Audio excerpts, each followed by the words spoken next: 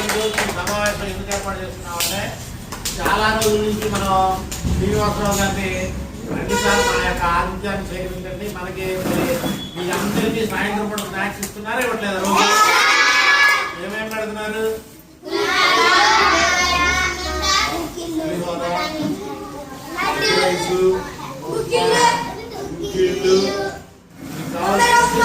కదా, అప్పుడప్పుడు పరమాణం పాయసం కూడా కాస్తున్నారు కదా. మరి అన్ని చేయడానికి మీకు అందించడానికి సహాయ సహకారం అందిస్తున్నటువంటి తాత ఎవరంటే మన శ్రీనివాసరావు గారు. అందరూ ఒకసారి చప్పట్లు పడుతున్నారు.